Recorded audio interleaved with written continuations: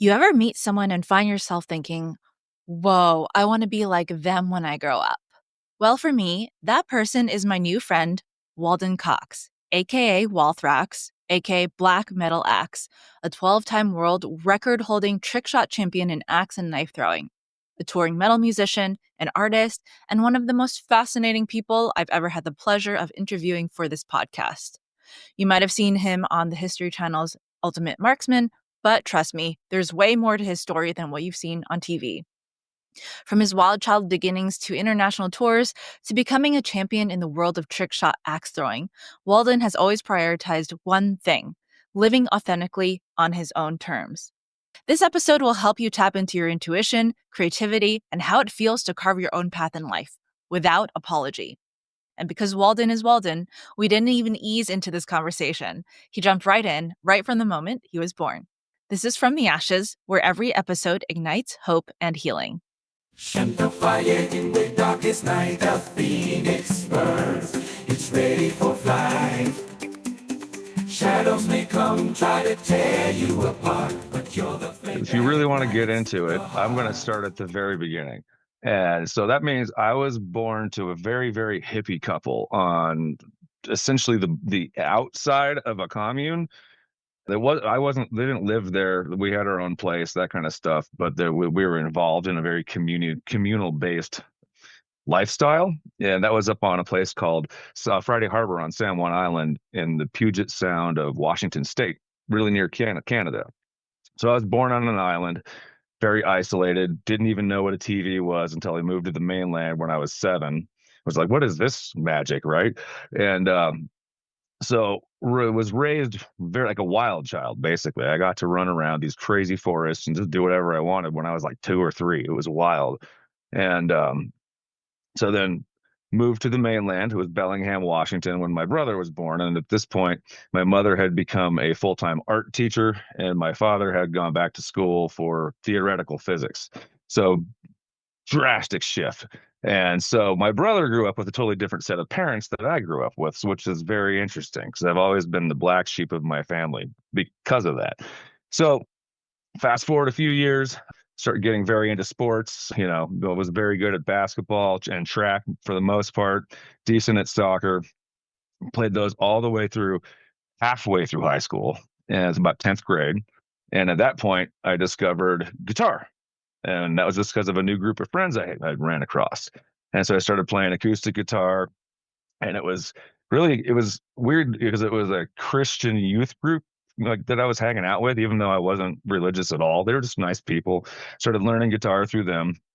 And then that sort of led to playing the guitar in the quad one day, right? At this point, I'm very artistic. I'm always doing stuff I shouldn't do, like tagging things, but I'd always try to make murals out of them, actually make real art. So we did a bunch of weird stuff like that. And then I met this group of kids that had a band, and they're like, "You play bass?" And I was like, "Yeah." And I'd never touched a bass in my life, but I was like, "Yeah, I could do that. I play guitar," because I was playing Metallica songs on an acoustic guitar, like fairly well for a ninth grader, I guess, in the quad. So they asked me to join the band. I joined the band. That leads to basically 20 years of professional musicianship. That band got signed, joined another band that was signed. Eventually, I was in 3 different signed bands. This is all before I graduated high school. Wow. And so then at that point, toured the world, been to about 60 some odd countries doing music and in like live art, kind of like theater kind of stuff. Okay. We got involved in puppetry after that. I've done almost 3,500 original pieces of music, depending on what you'd like to classify as music. Some of it's ambience and weird background noises, because I, essentially was working with theater groups and stuff and basically making live soundtracks, but recorded all that and put it all out. So I have tons of music out there, some of it which I don't even remember where I put it online or what it was called, because I just started dumping it everywhere. At that point, started losing interest in playing in bands and writing music. So I started making new bands that were anti-bands, basically. So we would show up to a gig and literally just somebody would start doing something, and then everyone else just starts playing along. And so it's kind of like jazz, but way weirder. And we'd do this in a metal setting, but it wasn't metal music. So we really just were at this point, we became the art project. And the project was a bunch of people pretending to be a band in front of a real audience. And that actually started going somewhere. And then COVID happened and it fell apart. Weirdly, when COVID happens, at that point, I've already become a semi professional axe and knife thrower just because it was fun. And that starts blowing up. And because of Instagram, it starts blowing up because I started doing these weird trick shot videos that started going progressively more and more viral. And then eventually it got up to like the several millions of views and sometimes the tens of millions of views on some of these videos. Yeah. And that completely took over my life. So music started taking a huge background to that. So where I'm at nowadays is in 4 weeks, about to go to the World Championships for axe throwing. And this is the last time I'm going, whether I win or not, because I'm losing interest in the competitive side. Because to me, everything I got from it was art. I was doing something no one else was doing. Yeah. So I'm always just been this artist. And so that mindset's starting to lead me back into the music and the actual art again. So now I'm about to start crossing all of these different worlds into new things. So that's kind of where I'm at. And I got into WPA because I feel like I actually have something I can share with people. And that's kind of Okay. it, I guess. As long as you think it's good, I'm good. All right. This is great because you're speaking my language, doing the art for the sake of the art rather than like fitting into one box. You're actually just doing it all and doing it all at once. And it seems like you're exploring a lot too, which is super cool. And then distilling down like what is the essence of what you are trying to do.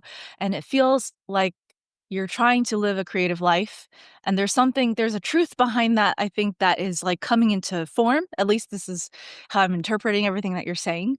Mhm. Um, and there's just a lot though that I have questions about. Fire So away. all right, awesome.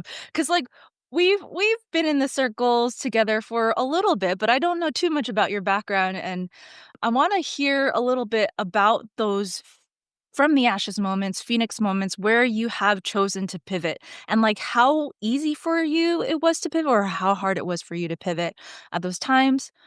And, like, with the whole trick shot thing, just so that the audience knows, Walden basically throws axes. Axes and knives and really anything, honestly. But those are the primary things, yes. He throws them really accurately at different things, and it's just amazing to watch. Check out his Instagram. But, going from, like, metal musician to artist to trick shots and all of that, what was your process, and how did you get into all of those things? Well, each one of those was like an explosive moment of self-discovery, I could say. And each one of those came naturally through the process of something starting to fizzle out on its own. So as those phoenix wings are starting to lose their luster, something is starting to gestate already.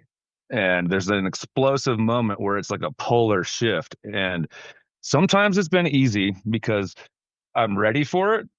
And there's been other times where it's been harder because you can, like right now, for example, it's a little harder because I can see it coming instead of it just happening. Mm. So trying to, what's the right word?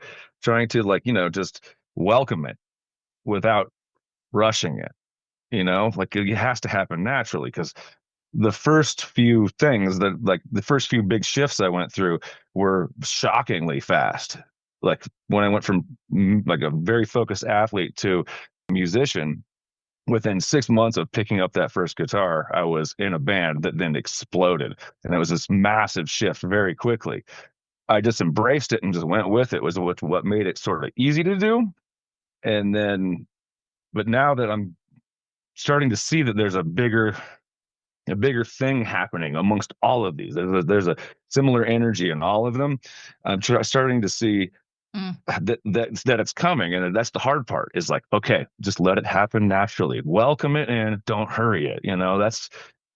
It's very esoteric to try to describe it, but I don't It know. is. Well, all right. So I'm going to use some common language that we have between us, and I'll explain it to the audience as we go because Okay, I don't know if you've heard Kate talk about fractals at all. I The have heard, fractals of yes, life. only a little bit Okay. because like being fairly new to that, and then the fact that I've been kind of in and out recently, like, yeah, Yeah. I've heard the term and I'm aware of it, but I'm not 100% on it. All right. So, So I'll explain it in a nutshell. And it's basically like throughout life, we're going to, if we're paying attention, we have these patterns that show up in our life again and again. And it points us to where we're going in terms of our own purpose, our growth, and whatnot. And if we start to pay attention, we can see that there are those patterns that we are leading ourselves to, right? And so the fact that you have been able to pivot from one type of mastery to another, and then it has led you to something a little bit more distilled each time, and you're starting to see, like, what the essence of that is, that's the fractal part of it, right? okay, But the yeah, thing about a fractal is, like, the more you see the patterns, the more aware of it you become, and the more you can foresee what's gonna happen next, yeah. right? Like, But you that's don't know kind of where I'm at. exactly. Yeah, that's exactly kind of where I'm at right now. Like I said, but I guess there's an apprehension in wanting to rush it, I guess, if that Right. makes sense. Because Yeah. everything's happened so naturally in the past, seeing that fractal, or, like, being aware of this shift, is to see it. It's almost like I'm afraid I'd ruin it, by not letting it happen on its own. Being aware Mm. of it is very comfortable, but it's also kind of frightening. So, Yeah. so that's, I don't know. It's interesting when you put it that way, because now it's just like, wait, okay, that makes total sense. But wow, now I'm more confused. Yeah, I mean, I've seen my own fractal and seeing kind of like the big leaps that I've made, and each time they are really big leaps, and they've changed my ways and just changed my life very dramatically all at once. And it Mm. was me making the decision, though, right? And Okay. yeah, Yeah. Yeah. Yeah. and it was you making the decision each time too, right? Well, yeah, it was. But like I said, it was more, I guess it was more just giving into the moment and the opportunity than chasing it and Yeah, recognizing it. It was recognizing it when it was in front of my face, more as opposed to seeing it coming. yeah. So that's the difference this time, is like I'm seeing it coming as opposed to it just popping up and being like, boo. So, What I think what she was saying about this is that this is our superpower if we use it correctly. And so I am interested in how you want, so now that you're aware of it, right? How you wanna utilize this superpower that you have. all right. Well, I actually kind of can answer that a little bit, at least. What I'm trying to do at this point is, my overall passion really is to let everyone, to help guide other people to find the joy in discovering themselves that I did. Because that's what this has all been, really, is me discovering who I really am. And all of these parts are me, but they're only part of me. And so now that I'm distilling them all down into one thing that is essentially, chasing the art of creativity, you know, and being able to live in that and have a message that, even if you're the only one that understands it, you have a message you can get out. And that's the most important thing. You're not chasing art or anything for the commodity of it. You're more chasing it for the fulfillment. Yeah. Because to me, when I'm on my deathbed, I'm not going to think about how much money I made. I'm going to think about how many lives I changed and how many smiles I created.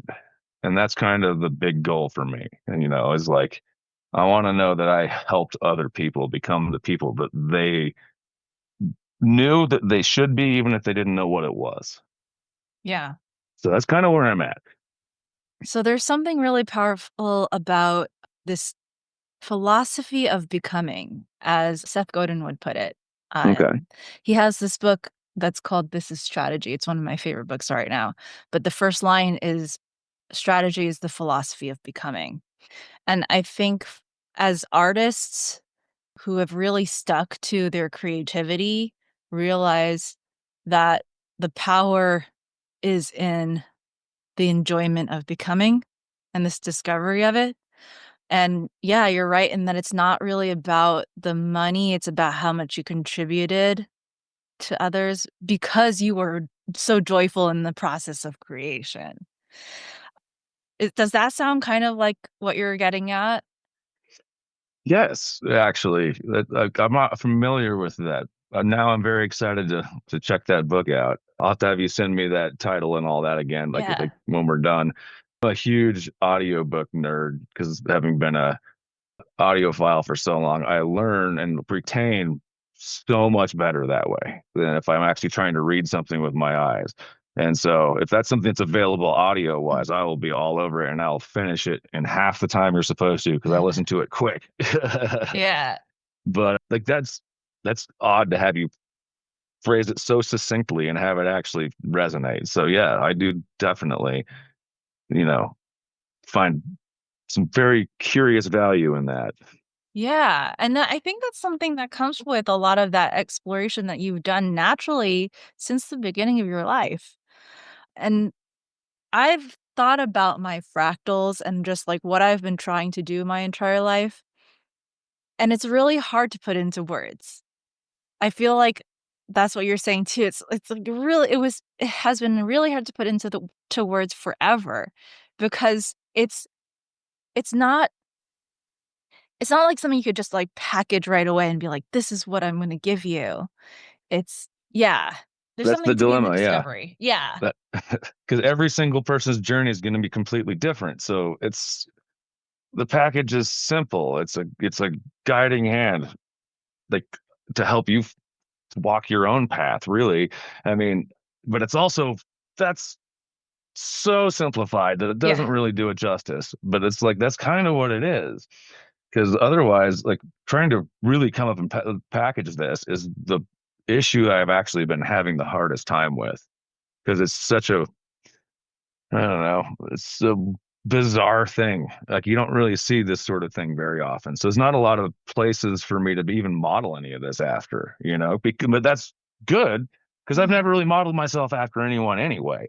So I should be doing this as like this is part of the new art form is figuring out how to merge all these into this program where I can actually use it to help people, Yeah. and but that's the hardest part. You can't even if there was plays analogs basically to be able to pick and choose little pieces of that's sort of going against the grain of what I'm trying to actually do. So that's the issue I've been having is kind of finalizing everything and truly packaging everything. Yeah. I definitely feel that. That has been my my journey as well. I wanna ask you, well, let's go back to this from the ashes concept. Yeah, let's do that. And let's start with your story of times where there has been a lot of struggle and where you have had to overcome certain limiting beliefs or like, I don't know, some kind of essential challenge to help you get to that next step in life. And how that connects now with the type of people that you want to help and the types of issues that you want to address. Hmm. Okay, so I'm just going to attempt this because I'm not sure if this is relevant or not, but it's an early example. And that's when I first started getting very into for playing music and for wanting to pursue it professionally. The first band I was in was all my contemporaries were all teenagers. But then the following bands that I got recruited into were people that were 15, 16 years older than me. And so being very excited to jump into that was like, yes, all right. There's already something established here. We can get going. I can help me establish myself as a bass player or whatever. But then you quickly find that you're a tool for them. And because you're basically half their age, they don't really treat you with any respect. Like they might have fun with you, but like you're really not an equal part of anything. Mm. And so that went on for a good 10 years in the music industry for me.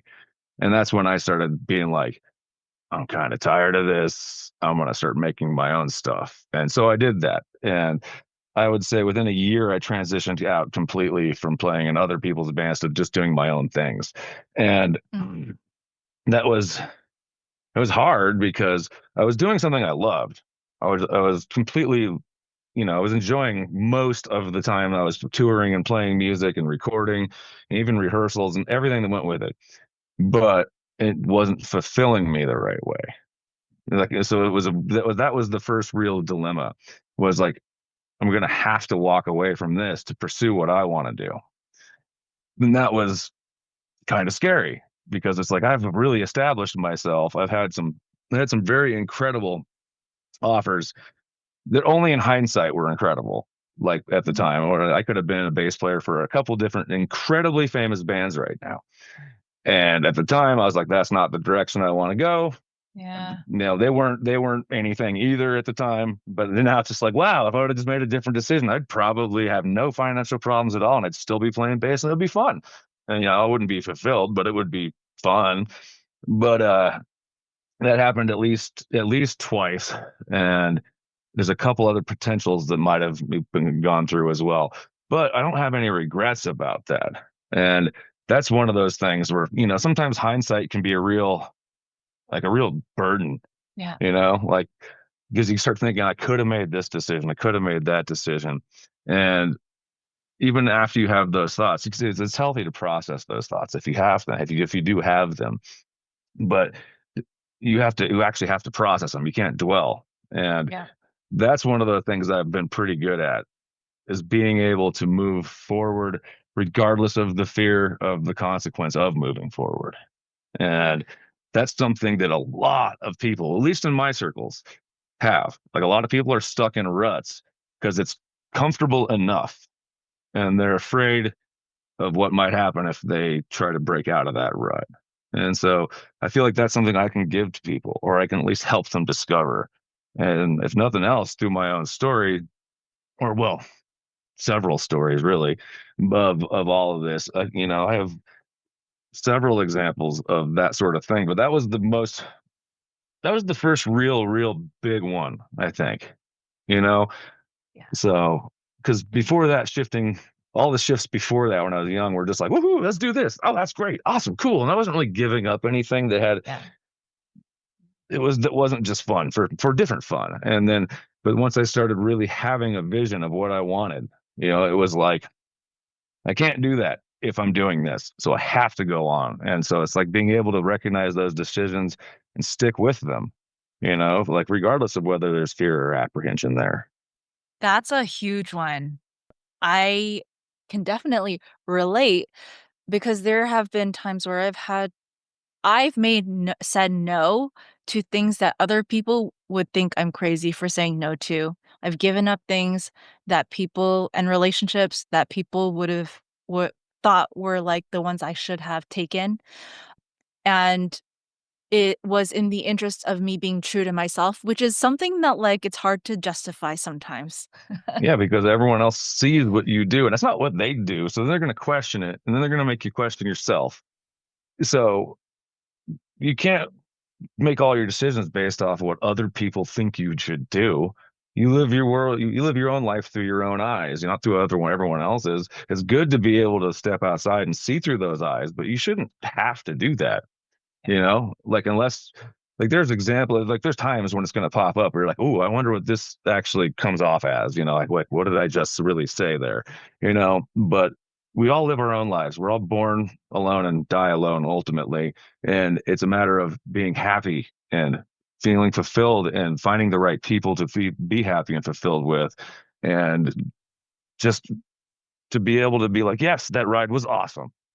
Like if it isn't a ride at Disneyland, like I want to do it again. That was rad. Or like that was awful. Like I would much rather have the first option there. I'd much rather be like, okay, cool. I don't know if I made the right decisions, but I made the right decisions for me. Yeah. And like it's hard. Sometimes it's really, really hard to not second guess yourself because other people don't understand what you're doing. Well, yeah, because also sometimes it feels like you're making decisions against what might be successful, right? Yeah. Yeah. But you're chasing a different type of success. Yeah. Like success outside of yourself, success is very easy to see somebody gain or lose. It's really easy to watch it happen. But to be on the inside and actually have it happen and then lose it and have it happen again and then lose it, it's a totally different experience. Seeing life through your own eyes is so different than seeing it through someone else's lives. Perfect example is watching TV. You watch TV and it's like you're sucked into a story, which can ultimately be awesome or not. Maybe you see all the changes coming, maybe you don't. But it's different than being that story, like it's weird to say that we all live our own movies, but like we kind of do, but like it's a matter of making those movies or those stories or whatever flow together in a big river, not just be a bunch of different little tributaries and streams. If we can get all that water into one thing, there's a lot of power there. I'm kind of losing it here. I don't know where No, I have more questions if that's sure. okay. Yeah, go for it. Go for it. I kind of Yeah. talked myself into a corner and was like, I don't know. That was a neat metaphor, but I don't know what lost it. So go ahead. Okay, well, because I have been stuck in patterns of resentment in my life because of, let's say, how people were treating me as lesser, right? So this, the experience that you had with the bands and them not because you were younger, not getting that respect that you would have liked to have with from your from your peers, right? From your fellow band members. And then like realizing that in order to have that respect, like you do your own thing and like stand up for yourself. How did you let Because for me, having Yeah. that experience, I know how much I carried that resentment for a long time. And, like, I emotionally struggled with people not seeing me the way that I wanted to be seen, and then not understanding why. Like, for me, I internalized it too, like, what is it about me that's not enough? But was there any of that for you too? And, like, if so, how did you overcome that? Yes, Okay. there definitely was. And honestly, I can't say that I've completely overcame that at all. Like sometimes there are moments of that still. But yeah, like I found myself as recently as like a decade ago, like for some reason out of nowhere dwelling on that first band, wondering what those dudes are all up to, if they're even alive, and like what the hell, and blah blah blah. And so, like, even though I'd buried that one and came to terms with it, it still popped up a little bit. And it was like, okay, whatever. Then weirdly, I actually contacted one of them and got back with him. We chatted for a while and it was cool. So it was like, oh, that's neat. Right on. And we didn't even talk about any of the band stuff. It was more just like, what are you doing now? You blah, blah, blah. Do you still play at all? Like, how's life? That kind of thing. And that helped me kind of process the whole thing, like all of it, even not just him, but like all of it, because it's just like, oh, we're all just people.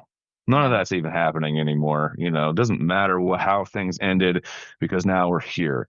And I try to, I would say my easiest way to cope with that is to realize that I'm in this moment now and I'm not in that moment then anymore. And it has to become a mantra sometimes for Mm, me, where it's more just like focus on right now, because future is not guaranteed and the past you can't change it, so just focus on right now. And currently I'm having a huge issue with that because like I said, in a month from now I have to go to Wisconsin for the World Axe Throwing Championships, and I'm so torn about it right now because mm, I already know this is the last one I'm going to, whether I win or lose doesn't matter, just because it's time to move on a little bit, because that is going to be a distraction from what I'm actually trying to do now. But there's a little bit of like grief already, even though it hasn't happened yet. Just like, oh, I put so much into this, but it's like, well, but that is what helped get to where I am now. So there's always a grieving period for sure, but it's a matter of just telling yourself it's okay. You made this decision for a reason. The reason I dropped out of those bands that I had resentment towards to follow my own thing was to prove to not only to them that I could do it, but to prove myself that I could do it. It wasn't just like, hey, I want to do something else, but I don't even know if I can. So let's just do it and see what happens. And then it works. And it's like, okay, cool. Woo. But like I said, now I'm seeing it coming a little bit more. So trying to prepare for it and welcome it with open arms, but also strategize for it. It's a whole new thing. And it's got a whole different new type of anxiety and nerves with it. It's kind of fun. yeah. Well, yeah, so I mean, it seems like you're not afraid of the hard work, right? Because every time you start over, it's like starting from the bottom again. Oh yeah. There's Yeah. so many times I'm like, I could have just kept doing what I was doing 20 years ago and I definitely would have got somewhere. But it's like, I was bored of it by then. And I wasn't putting my full passion and my full true self into it. And part of what I realized is part of me is being that chameleon and that shapeshifter. That's part of my art at this point. That's part of my person. So it's like, Yeah. you have to welcome this. You have to do this because I guarantee, even though I'm seeing it now, this isn't the last time this is going to happen. Yeah. Like I know that up until my dying day, I'm going to be constantly going through shifts and I'm going to constantly be modifying who I am because I'm discovering something new about myself. And like I said, that's where I want to help other people find that passion for their own self discovery. And so, like, yeah, that's kind of my new art is helping people find the art of being themselves within themselves.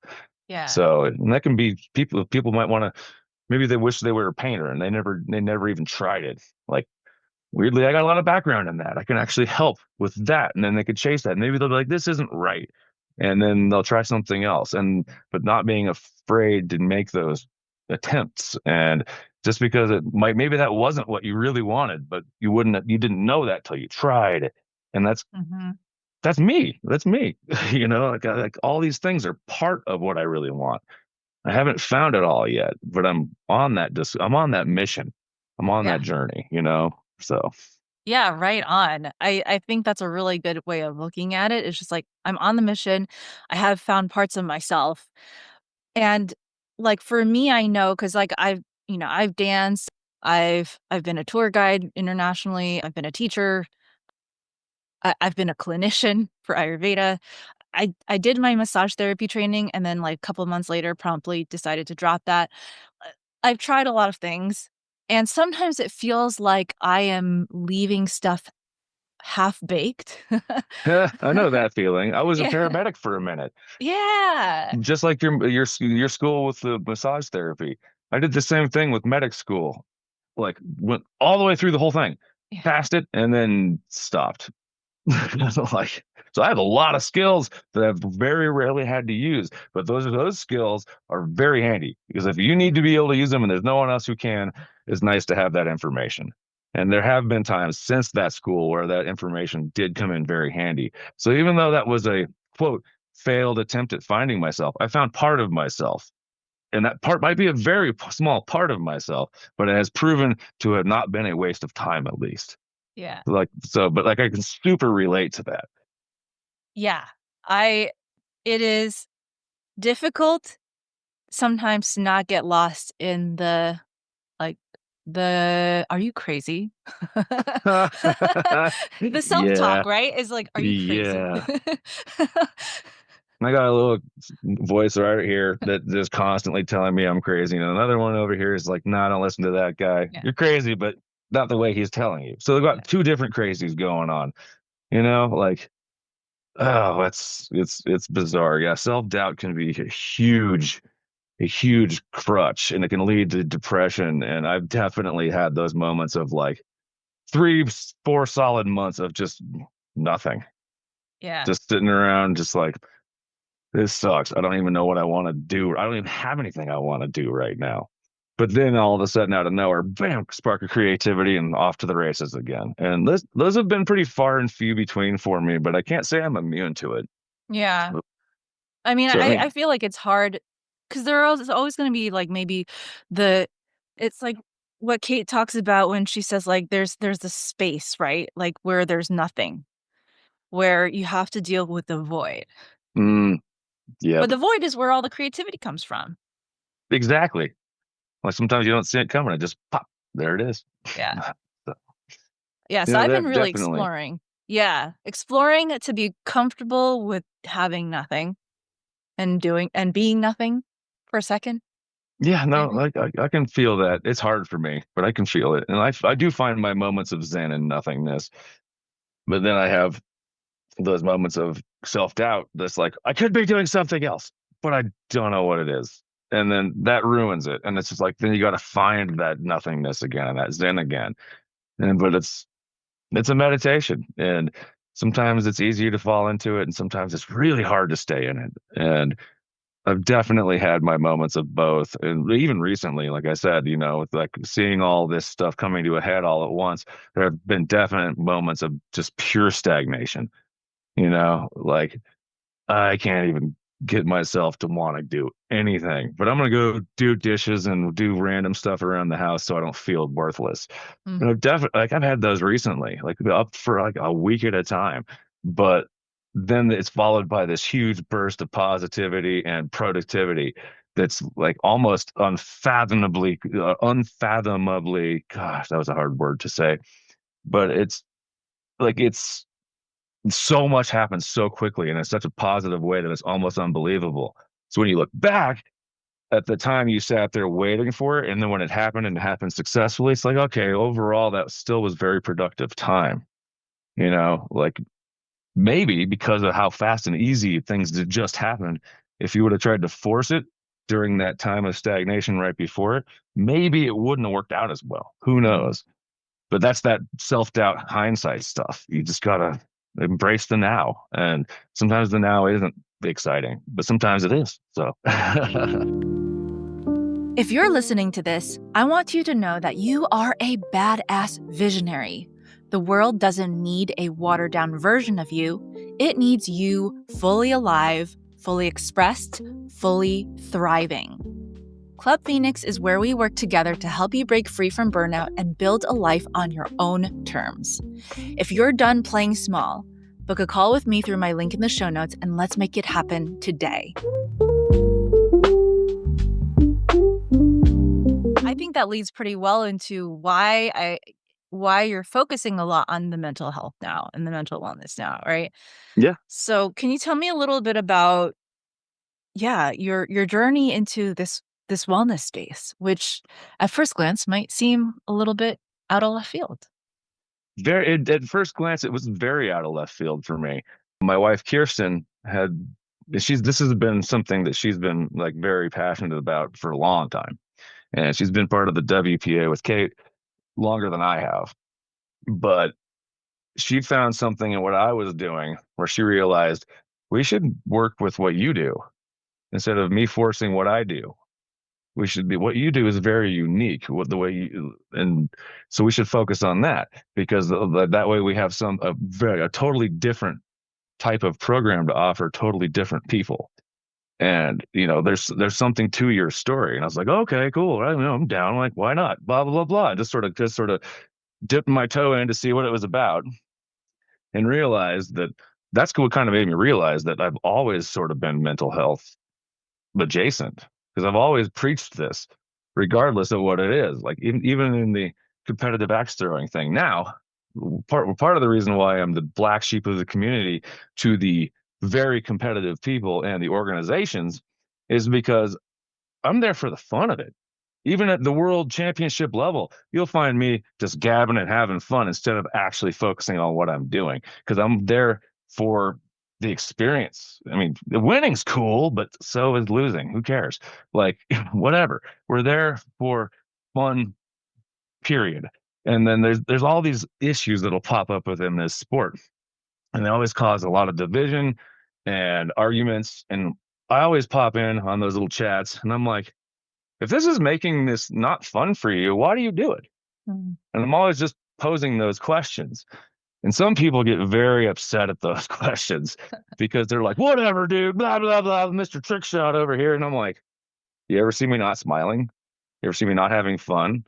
I'm winning in my mind just because you have a higher score than me right now. Who cares? Like, whatever. You might win this 2 minute little match we do, but overall, I'm the one who's going to walk away just like that was rad, no matter what happens. And so, uh, yeah, it's kind of, I don't know, kind of talked myself into a corner again, like sort of lost my train of thought. Well, I think what you're getting at is mindset, right? Yeah, Because that's it. Yeah. yeah. It's about staying true to your belief of the fact that you can win without winning because, you don't have to win a competition to win the moment.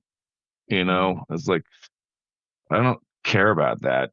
I mean, that's not true. I do care about it, but I don't care about it to the level that other people care about it. Like I cared about it with the music. I wanted to be a signed touring musician. I really did.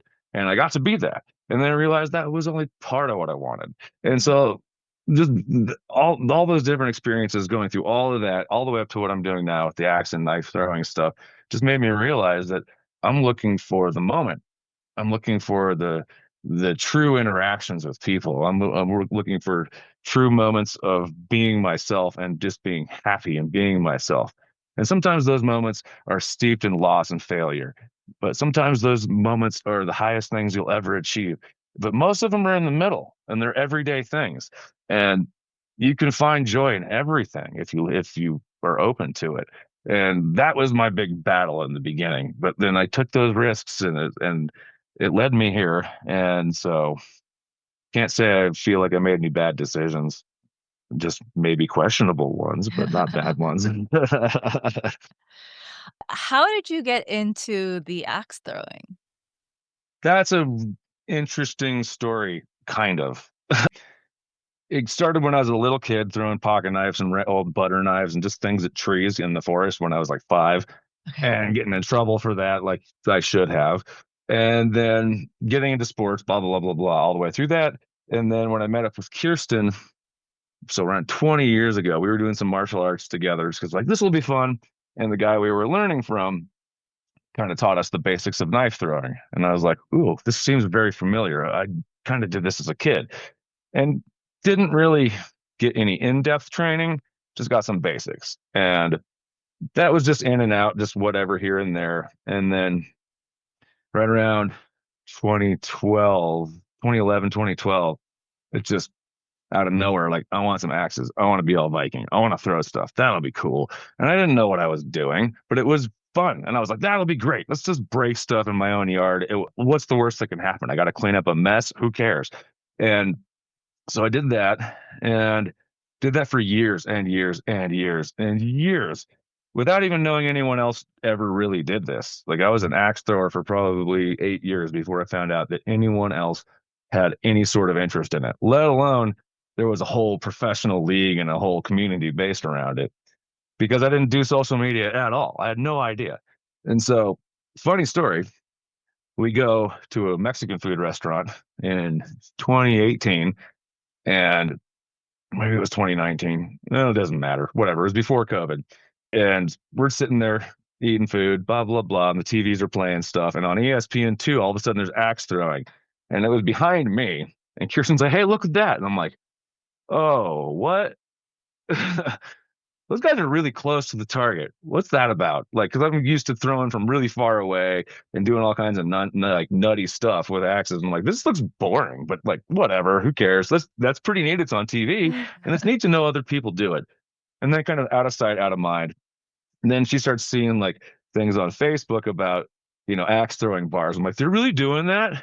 What? And I had the same question everyone else has. Alcohol and axes, that doesn't seem like a good idea. Whatever.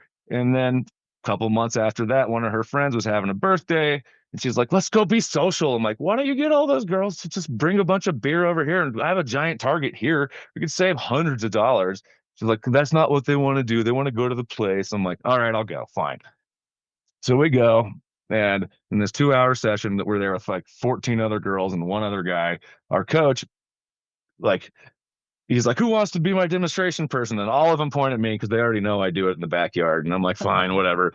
And I just hit bullseye after bullseye in demonstration. And he's like, well, you're pretty good at this. You've done this before. I'm like, in my backyard. I didn't know places like this existed until a couple months ago. And he's like, doesn't seem like it. I'm like, that's the truth.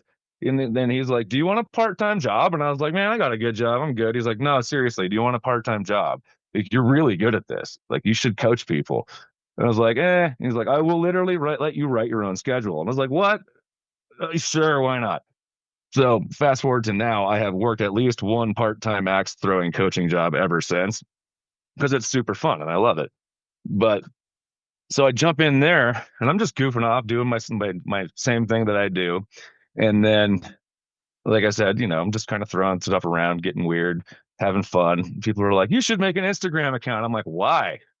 Like, I don't care about social media whatsoever. Why should I do that? It's just going to be a time suck, whatever. I play in a band. I do this. I have family, blah, blah, blah. I don't have time for that. Like, you should just do it, dude. All I got to do is film a little clip of the trick shot, put it out. People will like it. And I'm like, whatever, sure. And so I do it for the first 6 months or so. It's cool. And like, I start getting a couple hundred followers, then 1,000. I'm like, that's kind of neat. Getting some dopamine release, all that fun stuff. And then COVID happens, and I don't have much to do other than go out in my yard and throw. So I'm like, whatever. So I just start filming and filming and filming. I think between all of my social media platforms now, I have probably 8,000 videos out. Wow. And during COVID, those numbers went from like 1,000 to 10,000.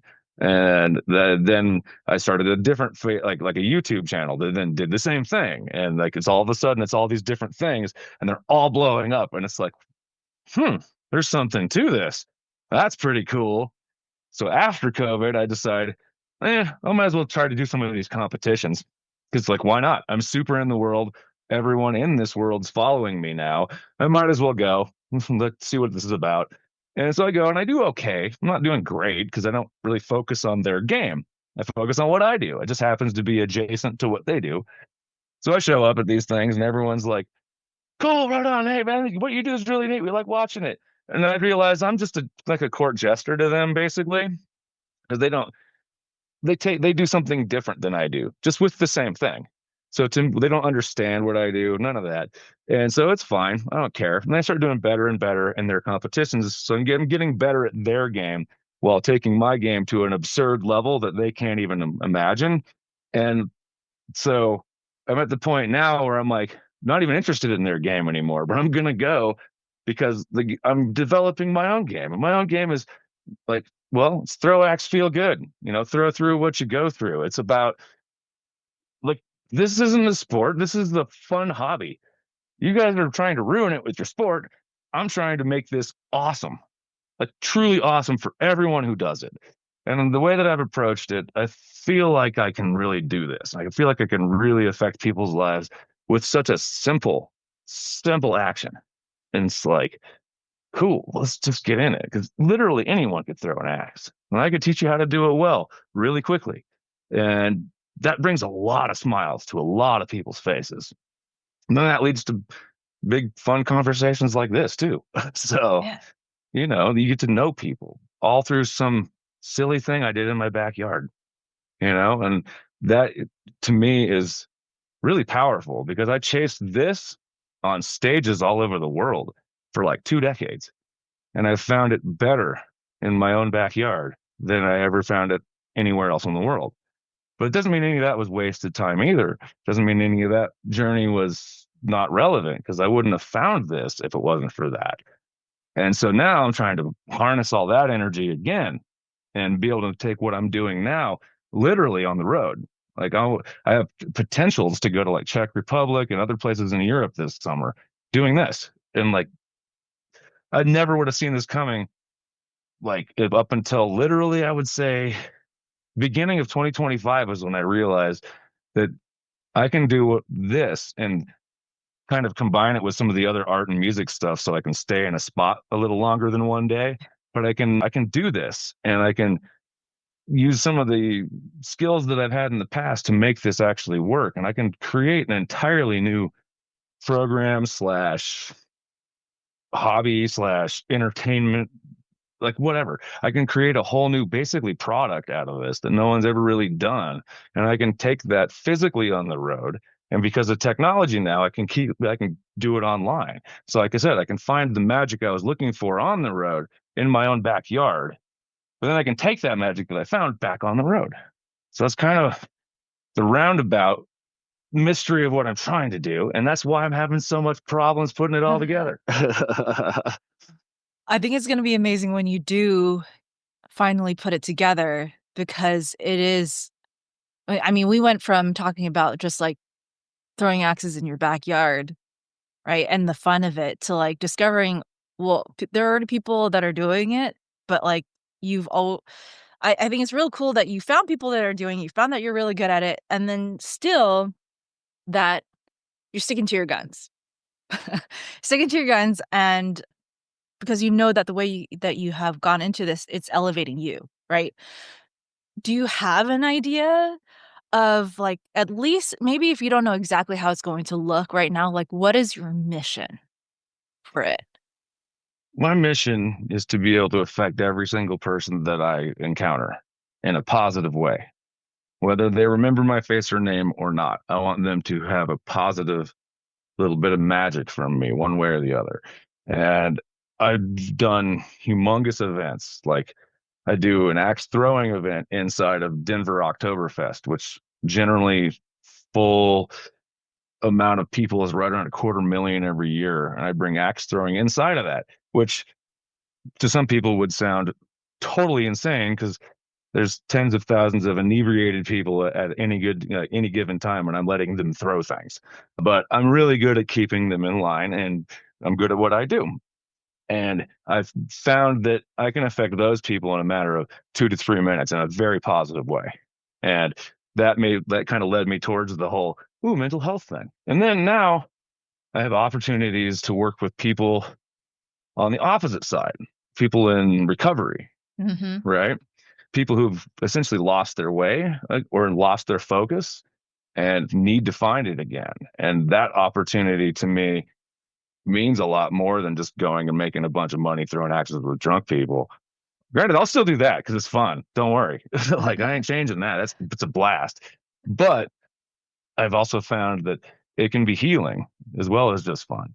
You know, there's a certain catharsis to throwing something at something, hearing that thunk, looking at the fact that you just hit the thing you were aiming at. You see, like when people do that for the very first time, and they hit their hell when they stick the first one, you usually see them be like, yeah, or like jump for joy. And when they hit their first bullseye, there's like it's like a little kid getting a Christmas present. And I've worked with people who are handicapped, people that are as young as 3 and as old as 93, and the reaction's the same with every single one of them. And that's what I really love right there. That's out of all the world records I hold, out of all the tours I've done, my favorite thing is those freaking smiles. So it's all making me teary. That's weird. Like I legitimately like care about this. So Yeah. Yeah, I mean, I hear it, and I'm really excited to see what you create of it. 'Cause I wanna ask about the recovery thing. But, okay. but I think before I do that, because of the way that you grew up, Yeah. it's almost like you were defaulted to embrace counterculture, like, alternative, like, just, like, not necessarily it's like you do your own thing, right? And, like, that's never been a question. So, I wonder, was there ever a time where you felt like you had to choose that instead of it being the default? Interesting. Yeah. There's been a few moments where I feel like I had to consciously choose to do my own thing more than, just have it be the default. But there's been moments in my life where I've been professional, buttoned down, have a job.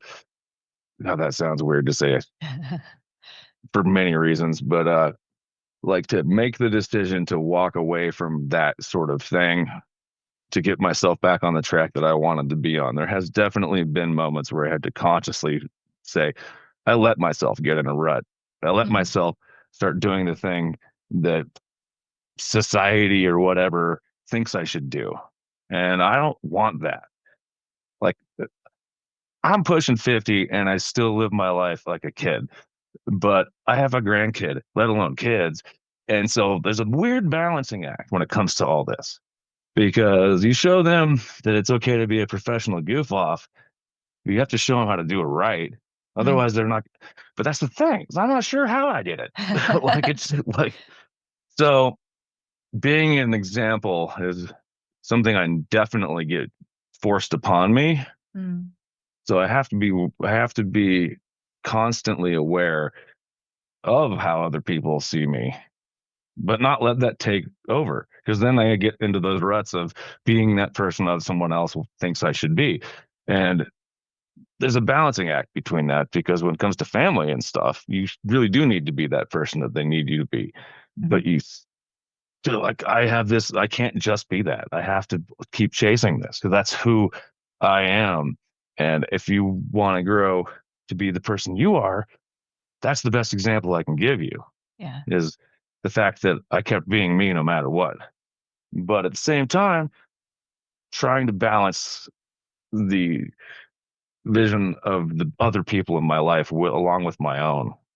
And that can get real tricky sometimes when you do what I do because, like I said, my life is embraces a lot of chaos. So I try to make the chaos a lot of fun and try to control it as much as possible. But the chaos is definitely a driving force. Yeah. It's just hard to, sometimes it's just like, whoa, back up a little bit. This is a little too much all at once. And right now I'm bordering on that. But at the same time, I'm like, I haven't looked, it's not going off the rails yet. So Yeah. let's just see where we're going and then make sure that we continue that direction. Even if it gets a little chaotic, the chaos will eventually come into order as new chaos starts to form. So like What? that's the way I've always seen it, sort of, is like you have this, it's like a comet, right? Yeah. There's this crazy ass just thing flying through the air. It could hit anything, it could, well, space, whatever. And it could do whatever it wants. But then there's this nice refined tail behind it. So from that chaos, there's a little bit of order back there, but there's always chaos moving forward. So it's a matter of keeping your eyes forward and backwards, but staying in the middle, I guess. That's that now thing again. So, I once described myself as an agent of chaos, and I shamelessly do so now. And I think what I've come to realize is the world is chaos, right? But I think what most people's approaches to this is to over control and to operate from fear. And so when you can lean into the chaos a little bit and allow yourself to play with it a little bit more, I to me, that seems ultimately like a more healthy way to deal with it, even though it's counter what a lot of people are doing. well, it's counterintuitive to what the way we're all trained, you know, but chaos is not going to go away. It's just going to be like if you try, the harder you try to control it and the harder you try to steer it, the harder it's going to be to do that. And so you kind of just have to let it drive at least a little bit. You know, it's going to keep happening. Like I say, you got to stay in the middle. Let the chaos kind of be in front. You stay in the middle, let the order come out of the back. You got to be the filter for the chaos, I guess. You know, and that's something I've learned to do pretty well is filter that chaos down into different art forms, different passions, and different little journeys that all turn into one big thing. You know, that chaotic route that's been bouncing around through space for me has picked up little things that have helped add to the person that I've become. And so I feel like sometimes, yeah, sometimes chaos gets a little too chaotic and you got to control it. But then if you control it too much, then it'll just end up exploding on you. Mhm. So it's, you gotta, that's a weird balancing act, like I said, to be this sort of thing. Yeah. So I wanna for at least for to wrap up the interview part of this, I Sure. wanna ask about the recovery part because, Okay. there are people recovering from addiction, there are people recovering from burnout, all of this other stuff. I mean, obviously, when we talk about recovery in the main vernacular, it's usually, like, addiction, right? Yeah, And usually. so, what is recovery to you? It's very broad because, yeah, addiction to alcohol, to drugs, to sex, to whatever. Addiction is addiction. And that's part of something that people are in recovery for. And then there's PTSD. Then there's, you know, any like number of things. That can be people dealing with mental issues that they were born with. They're trying to overcome and feel more, people on the spectrum that are trying to become just more themselves so they can live a fuller life. Like, I don't discriminate when I say recovery. I'm not just going after alcoholics. I'm not just going after anyone. I'm going after literally anyone who needs this. It can be kids that need to find a sense of confidence. It can be people stuck in a rut that need to find something new to bust them out of a rut. It can be old people who need to feel like they're not worthless, like they can still do something with them, like they can literally physically do something that they didn't think they could. It can be handicapped people who don't think that they can do something physical, but they can.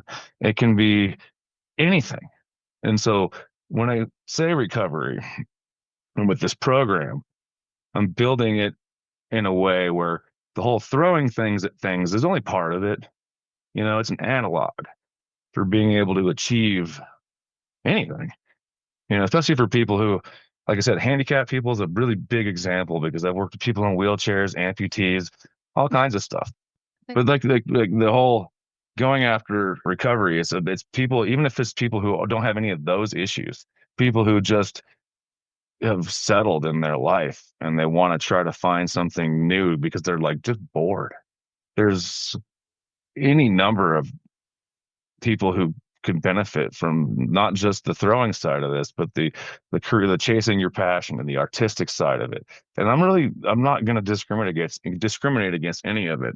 This popped up this avenue because of the potential for working with recovering alcoholics, drug addicts, and homeless teenagers because I have an opportunity to do that. So all these people in recovery literally can just have this service. And sure, at first it's just let's just still throw stuff. But that leads to other conversations, that leads to actual breakthroughs, that leads to other gatherings that aren't based about throwing. This is an actual program for people to find their own sense of self-worth again. Yeah. Find something to focus on that's not the thing that drove them to the place they are, particularly. Do you have a name for your program yet? Yes, actually. Well, kind of tossing around a couple. First one was I actually said it. It's the Throw Axe Feel Good. I like that. Yeah, that's a good one. And another one, it's a little more esoteric because it's bigger words. It's holistic ballistics. So, you know, mind bullets, I guess. But like, those are the two I've been throwing around. I think I'll probably go with Throw Axe Feel Good because it's just simple. Yeah. It's easy to remember. It's easy to understand. And I think that's something that this definitely needs to be. It needs to be something that people can easily understand because they're going to each one of them is going to have their own little journey. And then if it's a group, like let's say one of these recovery groups, then they can all talk amongst themselves about what they got out of it and things like that. So there's so much possibility here that it's kind of overwhelming because it's like, whoa, this is all coming from all the things that I've ever done. And all the stories I have personally are relevant to all of this. I've never been an addict myself, but I've been around a lot of them being a musician, you know, and but I have dealt with mental health and PTSD sort of things. So I know I can work with that. So it's just like I've been around a lot of this stuff that I'm trying to help already, one way or the other. So I guess I have a pretty good resume for doing this. Yeah. I'm super excited for you. This is gonna I I'm always looking for people who are wanting to do things differently because I think the world needs that. I think we're to look for the generic now is just not relevant anymore. You know? Agreed. It's Yeah. everywhere. Most everything is a copy of something else. Yeah. So, with that, let's wrap it up. Tell people how we can get more information from you about your upcoming stuff, like yeah, and where to find you. Right now, I am currently building my website, so it will be blackmetalaxe.com. I own the website. It's just not live because I'm not quite happy with it yet. But I'm available through several forms of social media, and I'm always willing to talk with anyone about any of this as I'm building up. I have the Instagram, I have TikTok, I have YouTube, and those are all you just search Black Metal Axe and you'll find it very easily. You just see me with a big white beard throwing things in very weird ways, and you'll know you found the right spot. On Facebook, I go by my real name. I'm Walden Cox. But I think if you look up Black Metal Axe because it's meta also, you'd still find me. But yeah, anyone can reach out at any time, and I'm very, very willing to talk about any of this with pretty much anyone. So, Awesome. Well, thank you, Walden, for coming on the show today. well, It's thank been you, great. Valerie, for having me.